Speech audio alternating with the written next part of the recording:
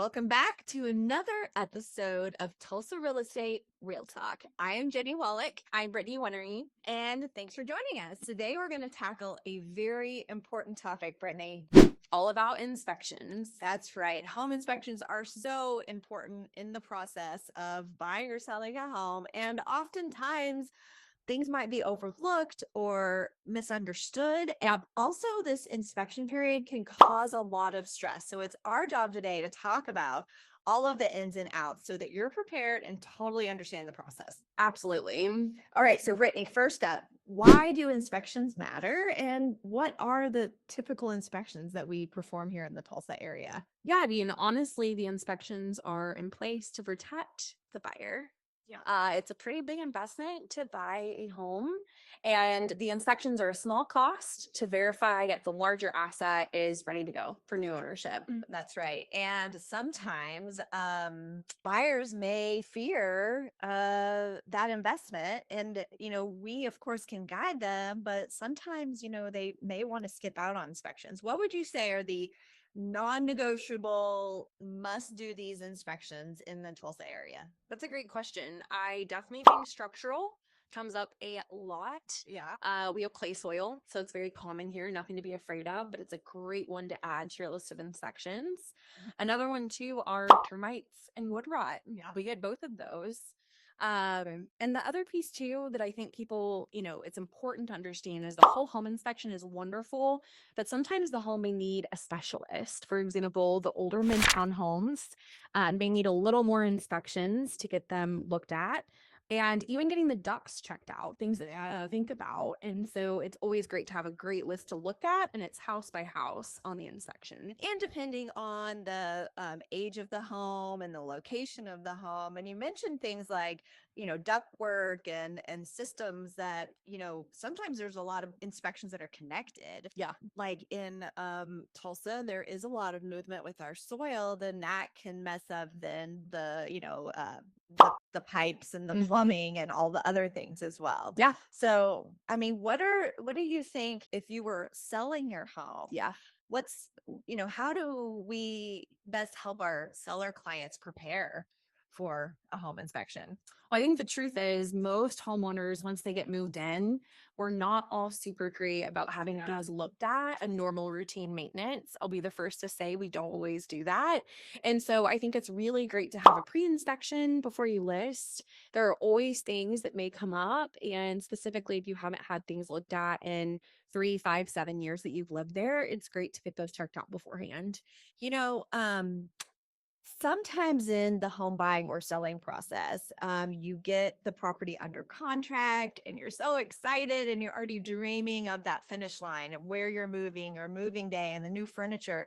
But this inspection period is where a lot of problems can arise. And so I think just also having the mindset around that is important as well. What would you say about that? I agree. It's really interesting. We show lots of properties, and it's so funny how we get to spend more time during the inspection in the home, and clients are like, "Oh, we didn't notice this." And it's because they're so excited to look through the layout and the finishes that they almost forget or glaze over in regards to the cracks or, the little faults that we find at the inspection period. Well, this is why, and we have our contract here, which is what we follow. Yep. We always refer back to our contract because everything that you need to know is in there. But sometimes in the excitement, we might overlook stuff as a buyer or a seller. But this is where we, as your real estate team, are going to make sure that timelines are met, and timelines matter. They matter so much. And what we're finding in this current market is that we're getting butted right up against those timelines. Why is that? Well, inspectors are a little more busy. Also, if for some reason, we haven't talked about this, but you may have an inspection performed and it may reveal that we need to have a more thorough inspection later done. A good example is the HVAC. Maybe something comes up on the general home inspection that you may need to have a licensed HVAC person out. Right. That can prolong the inspection period. And any additional inspections that are recommended by the buyer's home inspector are at the cost of The buyer. the buyer. Yeah. Right. So part of the negotiations of a buyer's home inspections, things that came up, is not asking for an additional inspection No, on the seller. we do see this come up where a buyer will say, can we put that back on the seller? And here's why you don't want to do that as a buyer. Number one, you shouldn't, because per the contract, that's not how that works.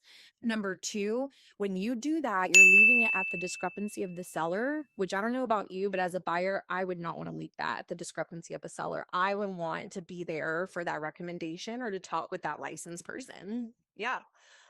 Along with all of this that is happening during that timeline, which is sometimes 10 days or 15 days, and those are business days or calendar days. Their calendar days, we do a really good job of keeping track of that for people. Yeah. It can go by so fast yet. And the crazy part, so once you have that performed, there's even more days at play once we submit the repair request to the seller. Yeah. So it can be a 2 to 3 week process of inspections back and forth between buyer and seller. And during that time period, um, this is where the contract opens back up. Mm-hmm. You're in a negotiation period that one of the parties could say, Yeah. how does that work? Well, we just had a consultation the other day, and the buyer was asking a lot of questions around that. And I said, to be truthful, there's not a lot of opportunities for sellers to back out of contracts once both parties have signed off on the first contract. The biggest out for a seller is when you ask for repairs from them. Yeah. They have the opportunity to say, we're done, we're canceling contract. So, right, which is why it's so great to have an educated agent on your side who understands what's common and best ways to help you negotiate. Yeah. But still keep the deal together. Exactly. Yeah. I mean, can people get overwhelmed by these reports? Yeah, they're a little big. Most inspection reports are anywhere from 60 to 130 pages long. Enough. And a lot of it is just informational, right? So it can be a little daunting, but the inspector's job is to also educate you on your new home. And so some of that is what's in the report. And there are definitely really good things to read through. So anytime we have an inspection performed, we always recommend the buyer review that. We want to make sure we have time, back to the timeline, for them to review that before asking for repairs. So most home inspectors do a great job in town, and that's why your agent probably has partners that they've worked with that have good bedside manner, but also are going to highlight all of the items that could cause problems that are defects. That's the point. Not in normal working order is the definition. And so then we write up this new document. And so talk about the TRR. What's that stand for? Yeah, treatments, repairs, and replacements. Yeah. And I always joke, it's not a time to ask for new paint or carpet that you've now noticed is stained. Those are deemed as cosmetic, but it is a good place to put things like, maybe it needs a termite treatment because there was evidence of termites. Yeah. Or maybe the ductwork in the floors, if you have those in the floors, maybe they're rusty and they need to be cleaned out or taken care of. So those are all good things to put on in TRR. We just talked about some not great things to put on. And to be truthful, it's also a great time to decide, do you want to ask the seller to make those repairs, or do you want to maybe ask for some money in lieu of repairs, a credit towards your closing costs or off price? So we see a combination of all of that, and that's where we really get to be pulled in and help give some advice on that.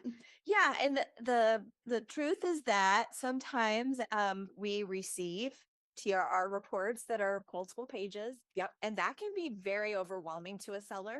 Absolutely. And so you want to ask for real defects, real issues, safety concerns, but then also be aware that this is a new negotiation and you could possibly lose the deal. Absolutely. And a little trick that I think is important, we like to try and recommend that our clients list the TRR items in order of importance, because if we do have to submit a TRR that's a little lengthy or that could catch the seller off guard, we want to make sure that we can highlight the priority things or maybe the deal breakers to the buyer when we're giving that to a listing agent.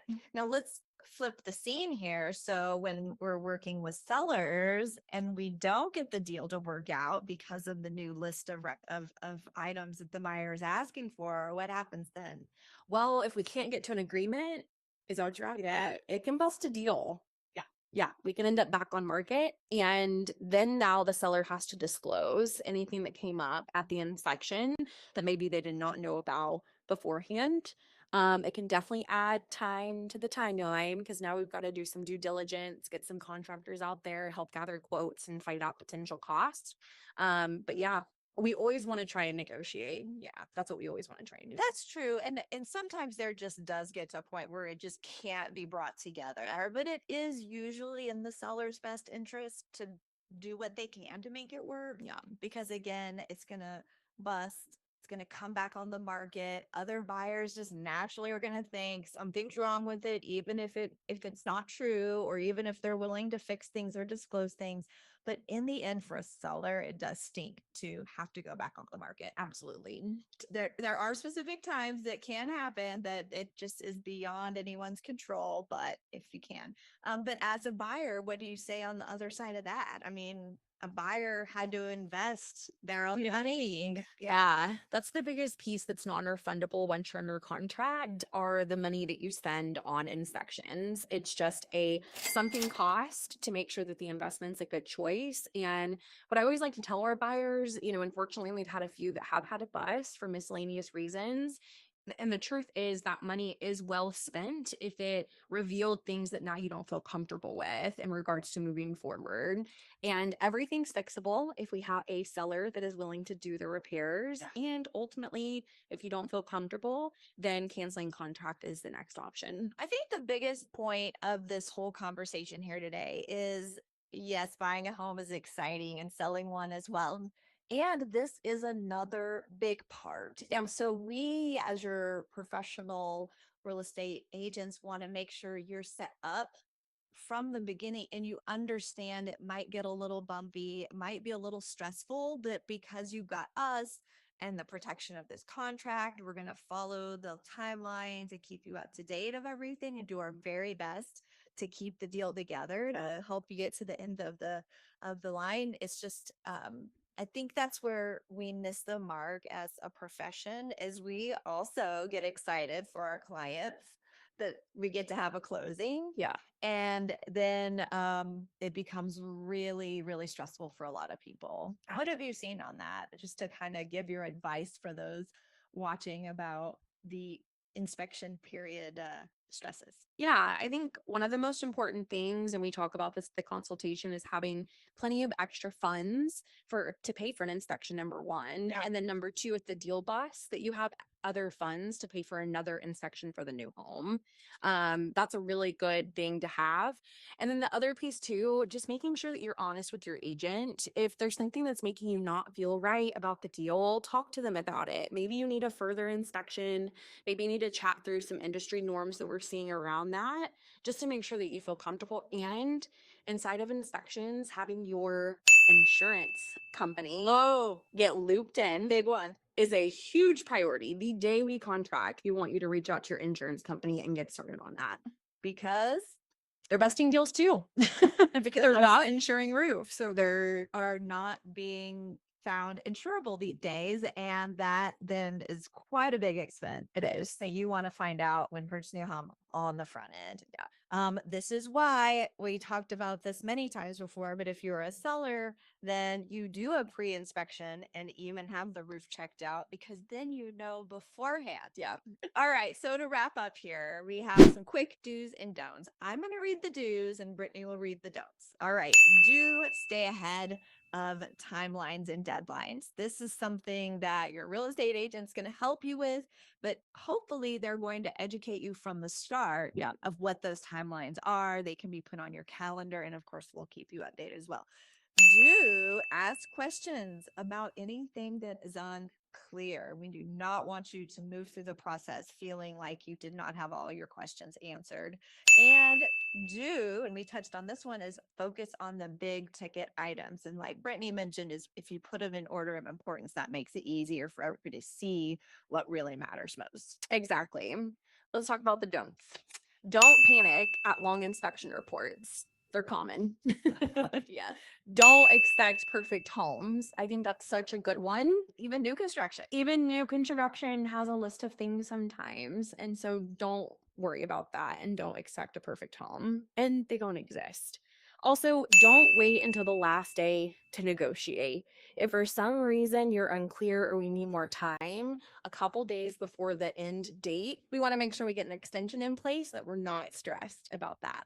Well, hopefully this answered all of your questions about home inspections in Tulsa, Oklahoma. Thank you for hanging out with us, and we'll see you on the next one. See you next time.